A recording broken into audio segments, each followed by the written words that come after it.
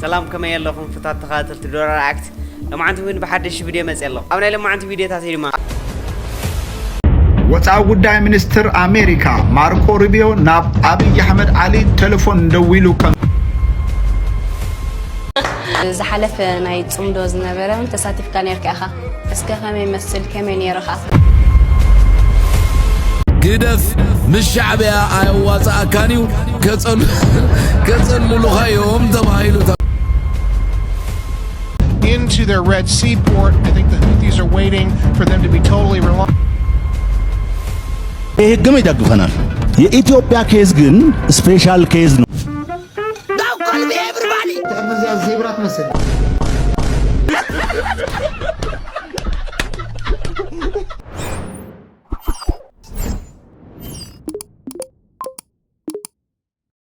ፍጻሜ ይحبልኩም ጽን ስከሙ ዱማ ላይክ ተውህዱ ለኹምና ላይክ በመግባር ወን ጀምርዎ ተናይ ጻንሒት ፒስ ፒስ ፒስ ፒስ ሰላም ካኒ ይወርደል ሰላም አወኔ አለም በዓለሙ ሰላም ይወርደል ወይም ደግሞ አፋርን ጀምሮ ወደዚህ ያለውን ሀገር ወይም ደግሞ አቅጣጫ ብቻ ሰርቭ እንዲያደርግ ተብሎ ስለተሰራ በዛ በኩል ግመልም አይደርስበትም አንዳንዶች አሁን የግመል ውሃ መጠጫ ይባላል እንጂ በጀርባው በኩል አሰብ ወደ በጀርባው በኩል ግመልም አያገኘው ምንም ወይኔ ጉዳች እኔ ምንም ለነሱ ያዘንኩ ነው ይታገሱ እዛ ስብሰባ ነበር ወንጀል ነው ሚሰራ ያለው እነዚህ ሰራዊት በተለይ ሽማግሌዎችን ከማ give them a break ማረፍ ያለባቸው እናንተ በስተርጅናቸው የሰው ልጅ ሪታየር አድርጎ አይደለም ማረፍ ሲገባው ግመሉ oh my god they probably be like sitting down አይደለ ምንጽር ያደረጉት ስማርቶቹ አይደል they probably be like ይታገሱ listen to this ግመሉ ሃይጠጣበት ነው የባህሩ ሃይጠጣን ጨዋለሁ ምንጽር ያደረጉት they probably like what a dumbass ካወቁ I'm guessing ይሻላል ነው የነው ማስበው አረብ ይታገሱ listen to this ባህሩ ውሃ ያገኘው በጀርባው ዞሮበታል ለሚለና ያለው አሰቡ I don't know what it is ከዛ ግመሉ ውሃውን ያገኘውም ይሄ ነው እንግዲህ አዳሚ ሃይቆና በለምደሽ የባህር ውሃ ጨዋለው ወጻው ጉዳይ ሚኒስትር አሜሪካ ማርኮ ሩቢዮ ናብ አብይ አህመድ አሊ ቴሌፎን ደውሉ ከም ዝተዘራረበ አብናይ ወጻይ ጉዳይ ሚኒስትር አሜሪካ ማህበራው መራኸቢ ዕላዊ ተገይሩ ዝብል ሓበሬታ ወፂሉ እዚ ጻውዒት ቴሌፎን ናይ ማርኮ ሩቢዮ ናብ አብይ አህመድ አሊ ብዛዕባ እዚ ኣብ ኢትዮጵያን ኣብ ኤርትራን ኣብ ኢስት አፍሪካን ዘሎ ሰላም ዘይብሉ ኩነታት ናብ ሰላም ምእንቲ ክመጽእ መጠንቀቅታ እዩ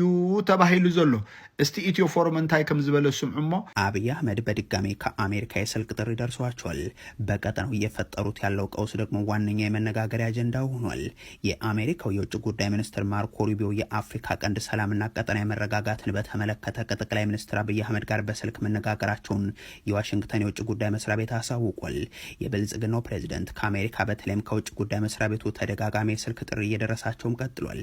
ባለፉት 2 ወራት ይፋው የሆነ ውይይት መደረጉ ሲነገር ያሁን ለሁለተኛ ጊዜ ነው ባሳለፈው ነሐሴ በነበረው ውይይት ላይ ደግሞ የውጭ ጉዳይ ሚኒስትሩ ማርኮ ሩቢዮ በቀጠናው የውይይትና የመረጋጋት አስፈላጊነት ላይ አጽንኦት ሰጥተው ለጠቅላይ ሚኒስትር አብይ አህመድ ማንሳታቸውን መስሪያ ቤታቸው አሳውቆ ነበር ኤርትራ ከም ሀገር እታንኮ ገነት ናይ ዛምድሪ ክትከውን ዝግበአ እያ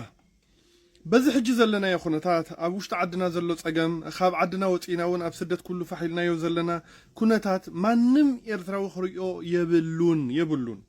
ምክንያቱ እዚ ሕጂ ንሕና ንሓልፎ ዘለና መስርሕ ማዕለያ ዘይብለን ወላ ንባዕላ ኣሜሪካ ዘ ሱፐር ፓወር ኦፍ ዘ ወርልድ ሓሊፋቶ እያ ብ19 እንተሪኢኹሞ ጸሊም ከም ሓደ ካብ እንስሳ ዝንእስ ኮይኑ ኣብ ፍቆዶ አንጎሎ ይርሸን እዩ ነይሩ ነሰይለ አሜሪካ ኮይና ስለዚህ ሕጂ ዝሐልፍ ዘሎ ኩነታት ጽባሕ ንግሆ ዝቅየር የዓለም መንግስታት ሁለት ህግ አወጡ አንዱ ህግ ላንድ ሎክድ የሆኑ ሀገሮች ምን ማድረግ ይችላሉ የባህር በር ማግኘት ይችላሉ ህጋዊ መሰረት አለ ብሎ በዓለም ህግ የወጣው ሲፈጠሩ ያለ ውሃ የተፈጠሩ ሀገሮች ውሃ እንዲያገኙ ነው የውሃ አክሰስ እንዲያገኙ ነው የባህር በር እንዲኖራቸው ነው ይሄ ህግም ይደግፈናል የኢትዮጵያ ኬዝ ግን ስፔሻል ኬዝ ነው እኛ ከውሃ ጋር ነው የተፈጠርነው እኛ ከውሃ ጋር ነበርን ውሃው የኛ ነበረ ወደቡ የኛ ነበረ ስፔሻል ኬዝ ስለሆነ ደብል መብት አለን ለመጠየቅ ኢትዮጵያ ስፔሻል ኬዝ አላት፣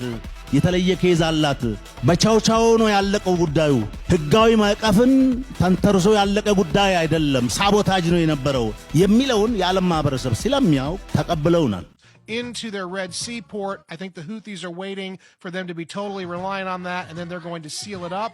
But we now have the issue of the Eritrean coastline. The Ethiopians have taken operational control. They are saying they're going to allow U.S. or Israeli forces to use ground-based missiles to break up the Houthi capabilities across the way in Yemen. What that means is, Steve, we're now talking about a war expanding not just to Azerbaijan, not just to Beirut, you know, and all these other places, but now possibly in the Horn of Africa as well.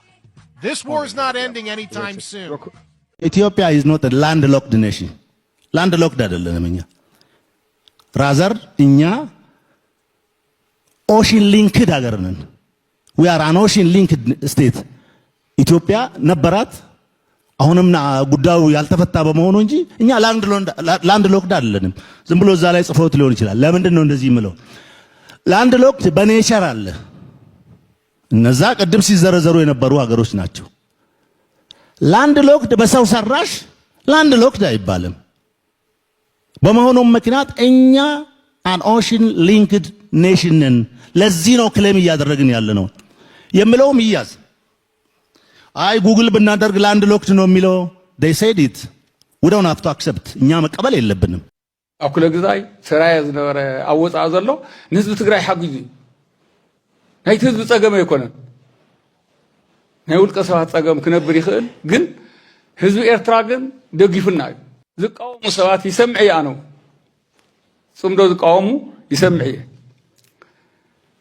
ንምንታይ እዮም ዘልዕሉ ይመስለኩም? ገለገሊኦም እንደገና ክመጽእ እዩ ይብሉ፣ ገለገሊኦም ከዓ ኣብ ስርቂ ተዋፈሩ ሰባት ብዙሓት ኣለዉ። ኣብ ትግራይ ብዙሕ ፀገም ኣለ። ህዚ ኣብ ናይ መሬት ውራ ተሸጒጦም ዘለዉ ታዋ ከምኣ ዝበለት ዕግርግር ክትቅፅል ይደልዩ። ውልቀ ሰብ ዘይርበሐሉ ስርዓት የለን። ውሕዳት ውልቀ ሰባት ኣብቲ ሕማቕ ስርዓት ይርብሑ እዮም። ስለዚ ምሕዝነት ምፍጣር ኣማራፂ ዘይብሉ እዩ። ዝሓለፈ ናይ ጽምዶ ዝነበረ ተሳቲፍካ ነርካ ኢኻ።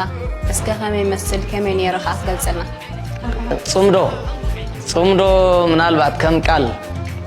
ኣሕፅር ኣቢልካ በተን ውሕዳት ፊደላት ጽምዶ ክትብል ከለኻ ምናልባት ፍኹስ ኢሉ ይረኣይ ይኸውን ሰብ። ጽምዶ ማለት ጽምዶ ሰላም በዓይኒ ኳሪ፣ ጽምዶ ሰላም በዓይኒ ኳሪ። ጽምዶ ማለት ካብ ኩሉ መከራን ሽግርን ፀበባን ጽልእን ካልእ መከራን ወፂእኻ ብፍቕሪ ጎረባብቲ ዘለኻ ሃገራትን ዓድታትን ብፍቕሪ ክትነብር ዝምስርትን ከምኡውን ቃል ኪዳን ናይ ፍቕሪ ናይ ደቂ ሰባት ኣስፊሕኻ ክትገልጾ ከለኻ ኣነ ኣጋጣሚ ኣብቲ ዝተሳተፍኩሉ ሰዓት ክደርፍ ከለኹ ነቲ ህዝቢ ምስ ረኣኹ ካብቲ ዝደረፍክዎ ዳርጋ ዝበኸኹ ወይ ዝበዝሕ ኣብ ሓዘን ጥራይ ኮንካ እንትበኪ ኣብ ሓጎስ እውን ንብዓት ዝስዕረካ እዩ። ልዕሊ ኩሉ ዝረኣየኒ ዝነበረ ኣጋጣሚ እቲ ከባቢ ናይ ጽምዶ ዝገበርናሉ ቦታ ብጓስነት ህይወተይ ዝዓበኹሉ ኣብ ከባቢ መረብ እዩ ነይሩ። ኣይኮነን ህዝቢሲ ኣዕዋፍ እዚአን ዛጋሩ ኩለን ኣዕዋፍ ከማን ድምፂ ብረት ሰሚዐን ዳርጋ ካብቲ ከባቢ ርሒቐን ነይረን። ሕጂ ግን ልክዕ ምስቲ ህዝቢ ሓጎሰን ፀንቢለን ኣብኡ መፅኦም ዝረኣኹን ዋላ ንዐአን የደሪፈለን። ኣዕዋፍ ናይ ሰማይ እስኪ ተዛውራ ብቋንቋኽን ንፍቕሪ ዘምራ ከመይ እዚ ሕጂ ዘሎ ሃዋህው ናይቲ ሰብ ዝነበረሲ ከመይ ዋላ ንዐአን ብቋንቋንሲ ምናልባት ተዝሕተታስ እንታይ መበላ ይረኣየካ ነይሩ። ካብና ብላ ዝባፃፅሓ ዘለዋ ይመስላ ነይረን። ሕጂ ጽምዶ ክንብል ከለና ከም ቃል ምናልባት ሓፂር እዩ ክትሪኦ፣ ግን ዓብይ ዝኾነ ስም ዘለዎ እቲ ብናፍቆትን ብካልእ ፀገማትን ተፈላለዩ ዝነበረ ህዝቢ ድሕሪ ክንደይ ዓመት ተራኺቡ ክሰዓዓም ተሓጒሱ ብሓንሳብ ክዘልል ክትሪኦ ከለኻ ብጣዕሚ ኢኻ ትሕጎስ። ግደፍ ምስ ሻዕብያ ኣየዋፅኣካን እዩ ከፀልሉኻ እዮም ተባሂሉ ተማዒዱ እዩ። ንኢማራት ኣሚኑ ነታ ነገር ኣትይዋ እኖ ሕጂ ረኺብዋ ዓበድበዱ ወግዓዊ ገይርዎ ይርከብ። ሻዕብያ ብስቕታ እዮም ሻዕብያ ብስቕታ እዮም ሰብ ዘፀልሉ። أنا مشم نزا السق كما يخلوا قرم من ديزبلني ود بشاشة كاب غازيت أنياتات ناي تلفزيون إثيوبيا نلعلي ببزحنا بتلفزيون النغربن تمدرة شعبيا سق أتنشن تركب سم إيرتران تلعلي شعبيا سق بحر انت بلا السق عزم انت بلا السق بوبو قرب عقل الناس بما عقل الناس بما عقل الناس بما هجي شرقو دربي كم قل عودنا نعراس براس مبال تريفاتو النهب عشال بشاشة شعبيا خمزي من السلون إغنور خمز خطوط ونفلتي سلامن تايدا مليون جيزي الزاربان لون تيلكم اتتارجيت نير تراي كونن دك حوابوي ناب هزبي إثيوبياي ود بشاشة نزبي إثيوبيا مزارب أجندا يزغبو زلو أستات 3 عامتات كوينات اللوين أنا دما كوينات يلني له كوينات دما أي تجبرن أتي كوينات اللو زبل بزي قبر زربا تراي مسكونة بزربا أفو ما يزمل قل إليت إثيوبيا ما أسداي نزع عسب كنتالنا إلو حتت بهريا ونير عسب زربا تراي كوينا مسترفت هجي مصوع كبل جميرو له دهريو دهلاك كبلي دهريو نا بورت سودان سواكين النابلة سويز كانال بزيو بوب يدي الغاتذي قتلوا أبقود داي أفضل بحر 5 ساعات مقلتي يبو For a nation like Ethiopia with over 130 million people كم إثيوبيا زبلت هاجر العلميتن 30 مليون حزب زلوا استفلالي أفدقتات بحر خلوا يبا إذي هم الرجال زلاق معباله وصانك دلو بس منسى سلاماو راي متحجاز مقدماتونا أفدق بحري أبقوا تباوع بيت إثيوبيان كرنا أفريقان وصانك دلو قبل تسمعوا into long-term stability and prosperity in the Horn of Africa. سرعة بشاشة مريتاو عننتن الأولى ونتها قرات زتحز سرام مقلت بسفع غقاوة كريموي نوكلت زبي إثيوبيا زهابو مزود دا يتعاز كم إسرائيل لقوبوتات غولان زحزتو نحنا وطيح بحرق نحيزو لنا قبل وانت سمع نيرو السرام زربا صيل كازح اللفايكونا نعسب بحيلي أكال إثيوبيا قبرا زوغوسا وصو زلو نايكوينات أجندا أكالوي إذن ما أب تاريخ تمزجيب له ሁሉም የዓለም ሀገራት የሚሉት እናንተ ብቻ በሰላም መንገድ ወደዚህ ጋር ግቡልን እንጂ እኛ እናስፈጽማለን ነው የሚሉት ስለሚወዱን ስለሚጠሉን የሆነ ነገር ከኛ ስለሚጠቅሙ አይደለም ሐቅ ስላለን እውነት ስላለን ነው ሐቁ ምንድነው ያቺ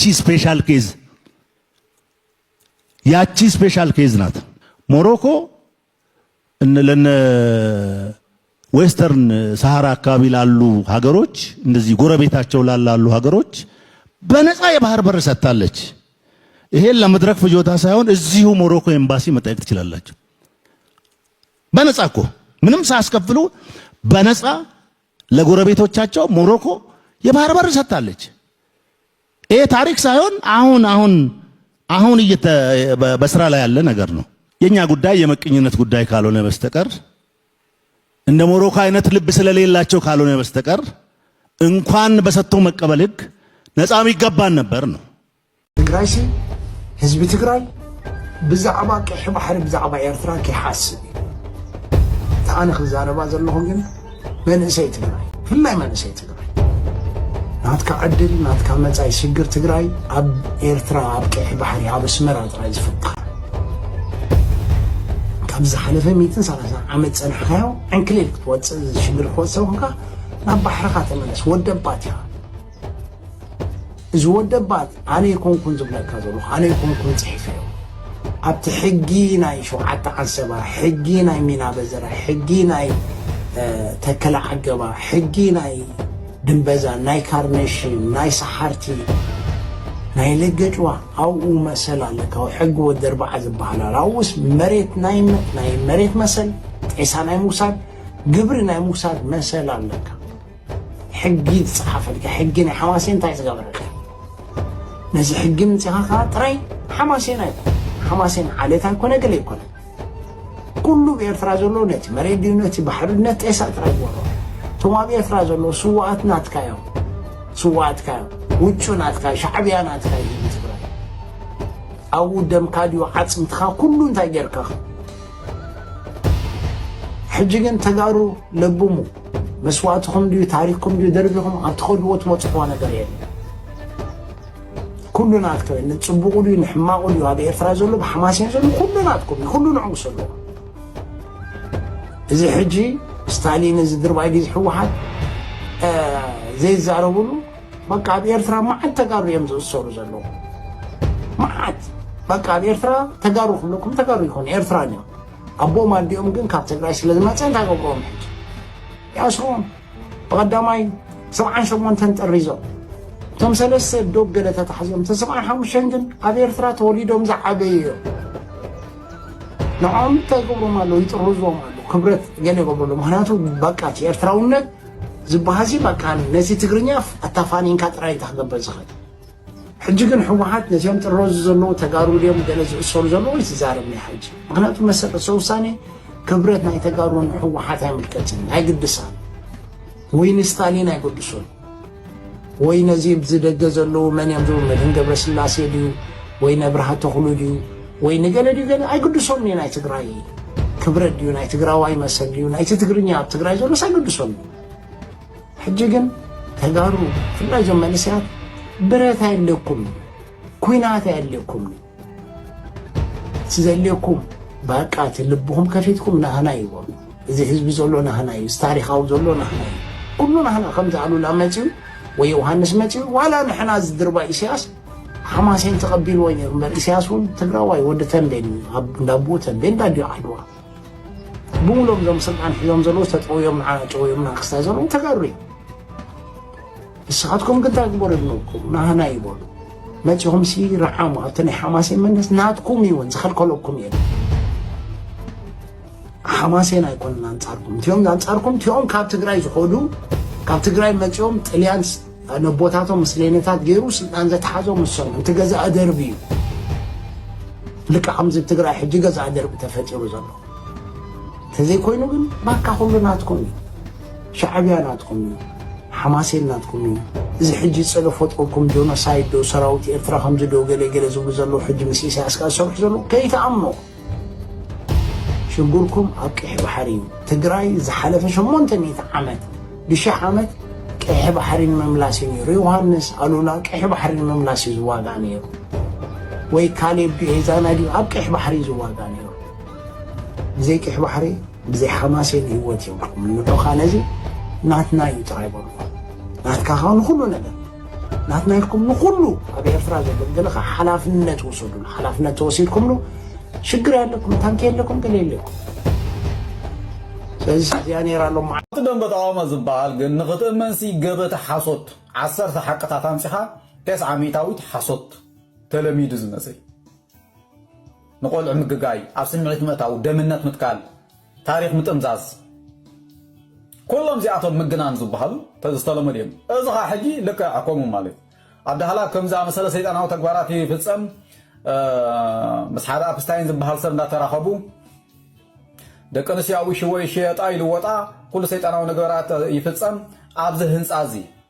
إلهم قاهم إلهم كحسو مالت حجي اتي نساتهم قوم إلهم حساوا ما يكونن هاي كم ارستي كبلو دليل اذا تولد جن نعدنا جبت تدليهم راي وز هنصاتات بساتلايت تقديحو تراي تبايلسي نت هنصاتات بدحلات زلو يزرغ لهم شو تولد انت يقول ويلا حقهم من ديم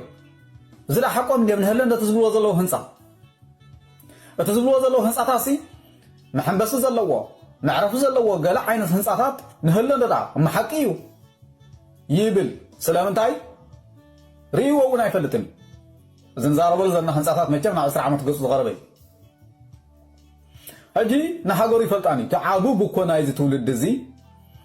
زغونا اكل مصيو كمدلاي زچوين زصاوتلون نيفرا يفلطاني بتاريخ يفلطاني بباهلي يفلطاني بزرغح حبره بهراونت حزبا يفلطاني بتحت قرصي يفلطاني بكل يفلطاني تزخف تصقمزي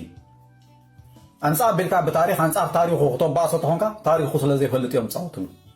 تاريخ ما يزهاجر زي سلازي يفلطو انصاب بيلوم دلايم تاريخ اسميقوم يصاوتلو مالك